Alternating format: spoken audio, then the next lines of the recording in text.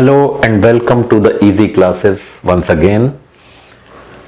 Political economy of expenditure ये हमारा एक तरह से ऑनगोइंग टॉपिक है, जिसके ऊपर इससे पहले वीडियो आपने इस सीरीज में देखे होंगे।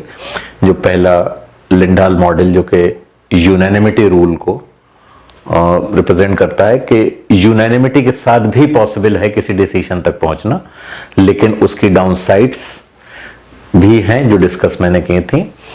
और यूनैनिमिटी को लाना किसी भी कंट्री के लिए पॉलिटिकल डिसीजन मेकिंग में obviously not only it's costly भी है, आसान भी नहीं है, टाइम टेकिंग भी है उस एक्सरसाइज को कैरी आउट करना जो कि लिंडाल प्राइस या लिंडाल मॉडल प्रेजेंट करता है। उसके बाद हमने डिस्कस किया कि मेजॉरिटी वोटिंग रूल में क्या पॉसिबिलिटीज हो सकती हैं, और उसमें हमने पाया कि अगर प्रीफरेंसेस लोगों की सिंगल पीक्ड हैं तो डिसीजन पॉसिबल है, कंसिस्टेंट होगा, सोसाइटी का वोट, सोसाइटी की प्रीफरेंसेस और इंडिविजुअल्स की प्रीफरेंसेस कोइंसाइड करेंगे, दोनों की कंसिस्टेंट आएंगी और एक डिसीजन मेकिंग आसान होगी।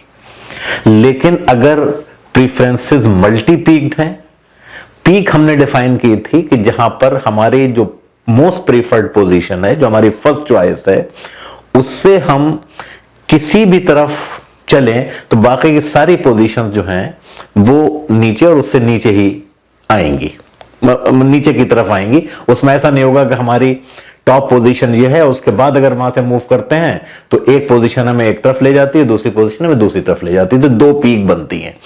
तो मल्टी पीक्ड प्रॉब्लम की वजह से वो इनकंसिस्टेंसी आती है जो हमने मेजॉरिटी वोटिंग रूल में देखी। लेकिन सिंगल पीक्ड प्रीफरेंसेस में ये चीज पॉसिबल है। दूसरी चीज ये भी थी कि यानी कम से कम एक अच्छी खासी बड़ी मामलात जो हैं, बड़े वाइड स्पेक्ट्रम में हम एक डिसीजन ले सकते हैं about the amount of expenditure etcetera. वो एक पर्टिकुलर चीज के लिए वहां पर हम उसके वोट ले सकते हैं, उसकी वजह से मतलब ये पॉसिबिलिटी ओपन अप होती है। लेकिन दूसरी चीज, एक और चीज जो है जो मैं आज डिस्कस करने जा रहा हूं, इसीलिए आज का टॉपिक है median voter theorem. Median voter theorem ये बताती है हमें कि लोगों की प्रीफरेंसेस अगर मल्टी पीक्ड नहीं है यानी सिंगल पीक्ड हैं, और उनकी रैंकिंग और वो रैंक्ड हैं जो उनकी प्रीफरेंसेस हैं अलोंग ए सिंगल डायरेक्शन, तो जो टर्नआउट होगा, उसका जो डिसीजन इमर्ज होगा वो होगा जो कि मीडियन वोटर का डिसीजन है, यानी सोसाइटी का डिसीजन भी वही निकल के आएगा। इसीलिए पॉलिटिशियंस जो हैं they tend to have that position, यानी पॉलिटिशियंस जो हैं वो पोजीशन अडॉप्ट करने की कोशिश करते हैं जो कि एक मीडियन वोटर की प्रीफरेंस हो, तो उसका रिजल्ट आता है। हालांकि जो उससे दूर हैं वो उसको रिफ्लेक्ट नहीं करता है। ठीक है, तो आज मैं डिस्कस करने जा रहा हूं आपसे मीडियन वोटर थ्योरम।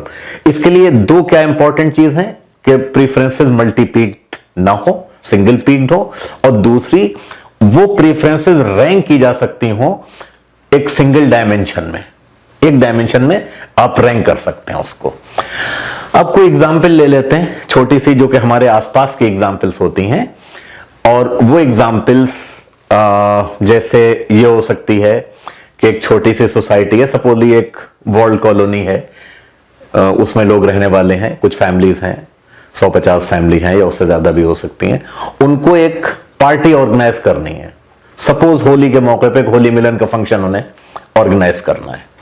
अब जाहिर है कि वो उसमें सबको उसकी कॉस्ट सबको बराबर बियर करना होगी, सबको उसमें शिरकत करना होगा, और अगर वो फैसला वोट से होना है तो क्या नतीजा निकले, कैसे वो मीडियन वोटर वाली पोजीशन अडॉप्ट हो जाएगी बाय वोटिंग, ये हमें सजेस्ट करती है median voter.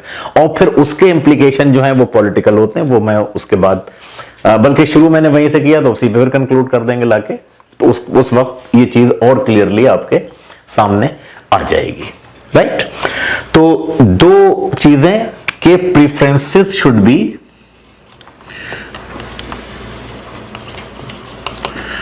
प्रीफरेंसेस should be single peaked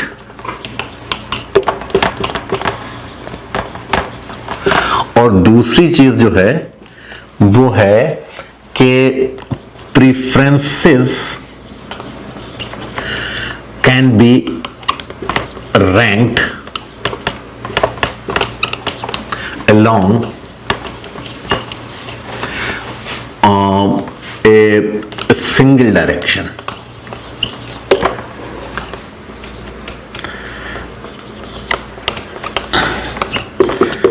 मतलब एक डायमेंशन, सिंगल डायमेंशन होना चाहिए उनकी प्रेफरेंसेस का। उस वक्त जो रिजल्ट निकल के आता है मेजॉरिटी वोटिंग रूल से, वो ये होता है कि जो मीडियन वोटर है उसका जो व्यू है वो रिफ्लेक्ट हो जाएगा एक कलेक्टिव डिसीजन में वोट से।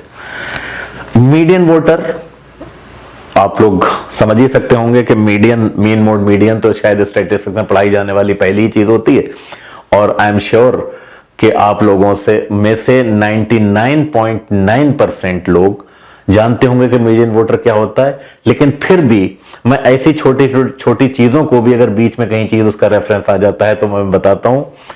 हो सकता है कि मेरी टीचिंग की वीकनेस हो सकता है स्ट्रेंथ हो, क्योंकि मेरा अपना एक्सपीरियंस ये है कि अगर कोई बहुत छोटी सी चीज आप उस वक्त क्लियर नहीं होती है तो डिस्कशन जो होता है उसको फॉलो करने में आप कनेक्ट अप नहीं कर पाते, चीज को उससे कनेक्ट नहीं कर पाते। मेरा अपना एक्सपीरियंस है। और वह मेरे टाइम पे तो यूट्यूब ये नहीं हुआ करता था, क्लासरूम में बैठते थे और वहां पूछने की हिम्मत इसलिए नहीं होती थी टीचर से कि लोग सोचते थे ये लोग हंसेंगे कि अच्छा तुम्हें इतनी छोटी सी चीज भी नहीं आती। तो एज ए टीचर, जो मेरा अपना एक्सपीरियंस है एज ए टीचर भी, और ये मैं क्लास में टीचर से भी, अपने स्टूडेंट से भी कहा करता था, छोटी से छोटी, पैटी से पैटी चीज, ट्रिवियल से ट्रिवियल चीज अगर क्लियर नहीं है उससे रिलेटेड तो आप पूछ लिया करो, मैं बता दूंगा। तो यहां चूंकि कैमरे के सामने मैं पढ़ा रहा हूं तो कोई बताने पूछने वाला तो है नहीं, लेकिन उस एंटीसिपेशन से कि मैं खुद एक टीचर हूं और एक स्टूडेंट था, तो मेरे क्या एक्सपीरियंसेस हैं वो मैं इसमें ला रहा हूं। तो मीडियन वो चीज होती है, मीडियन वो नंबर होता है जो बीच में लाई करता है, अगर सीरीज को आप अरेंज कर दें असेंडिंग ऑर्डर में या डिसेंडिंग ऑर्डर में। बल्कि मैं स्टैटिस्टिक्स पे वीडियो बनाऊंगा तो उसमें मीन मोड मीडियन पर भी बना दूंगा, हालांकि बहुत से लोग जानते होंगे, बट स्टिल मेरे ख्याल से ये काम की चीज होगी। ठीक है, तो जो नंबर बीच में लाई करता है, मीन भी एक बीच का नंबर है, लेकिन मीन एवरेज को बताता है। उसके इधर के नंबर्स की वैल्यू क्या है, इधर वाले नंबर्स की क्या वैल्यू है, वो उसको उसकी वजह से इन्फ्लुएंस हो जाता है, लेकिन मीडियन इन्फ्लुएंस नहीं होता है। तो मीडियन जो है बिल्कुल बीच का नंबर है, बराबर की, मतलब सीरीज को एक तरह से दो हिस्सों में डिवाइडेड कर देता है। इधर वाले नंबर्स की क्या वैल्यू है, इधर वाले नंबर्स के, और उससे कोई मतलब नहीं है। अच्छा, अब एक कोई छोटी ले लेते हैं। एक सोसाइटी है जिन्हें होली मिलन का फंक्शन ऑर्गेनाइज करना है। अब उसके लिए सपोज 5 लोग हैं, 5 लोग हैं जिन्हें यह तय करना है कि किस लेवल की पार्टी होनी चाहिए और हमें कितना एक्सपेंडिचर इनकर करना चाहिए। और जो भी एक्सपेंडिचर आएगा जाहिर है वो सभी को बेयर करना होगा। या आप कहिए ये पर हेड कॉस्ट हम कर रहे हैं, जो कुछ भी मान लीजिए इसको, वो रिजल्ट वही आ जाएगा कि जो एक्सपेंडिचर होगा सबको बेयर करना होगा। अच्छा, तो मान लीजिए कि A B C D E ये इंडिविजुअल्स हैं जो वोट कर रहे हैं। मैं आमतौर पे नाम लिखने से बचता हूं। आप टेक्स्ट बुक्स में देखेंगे आमतौर पे नाम लिखे होते हैं, आप बाहर वाले ऑथर्स की बुक्स में देखेंगे तो बहुत अजीब और गरीब नाम जिनको हमें प्रोनाउंस करने में भी थोड़ी सी दिक्कत होती है। और इसलिए ABCD मैं इसलिए भी लिखता हूं कि ये कम से कम जेंडर न्यूट्रल हैं, कि हमें नहीं मालूम औरत की बात कर रहे हैं मर्द की बात कर रहे हैं, दोनों को वोट देने का उतना ही अधिकार है। इनको वोट करना है, इनकी प्रीफरेंसेस जो हैं वो हमें लेनी है। ठीक है, एक का कहना यह है कि ये एक्सपेंडिचर जो है वो 500 से ज्यादा का नहीं होना चाहिए। ठीक है, एक टेंटेटिव फिगर है। बी जो है वो ये कह रहा है कि ये एक्सपेंडिचर जो है वो 10,000 का हो सकता, 10,000 के लेवल की करनी चाहिए। मतलब इसमें कहते हैं खाली चाय पिला लो, एक आध बिस्किट मंगा लेंगे, गुड डे के बिस्किट मंगा लेंगे या कोई हल्के फुल्के से वेफर्स मंगा लेंगे, काम चल जाएगा। ये कह रहे नहीं कुछ तो होना चाहिए। उसके बाद और लोग हैं जो कहते हैं नहीं इसके बाद बढ़ के भी होना चाहिए। वो कह रहे हैं नहीं साहब, हम 12,000 का करेंगे, 10,000 के बजाय। तीसरे साहब जो हैं वो कह रहे हैं कि हम साहब मान लीजिए कि 17,000 का करें। चौथे साहब जो हैं वो कहते हैं कि 22,000 का करेंगे। तो ये प्रीफरेंस 22,000,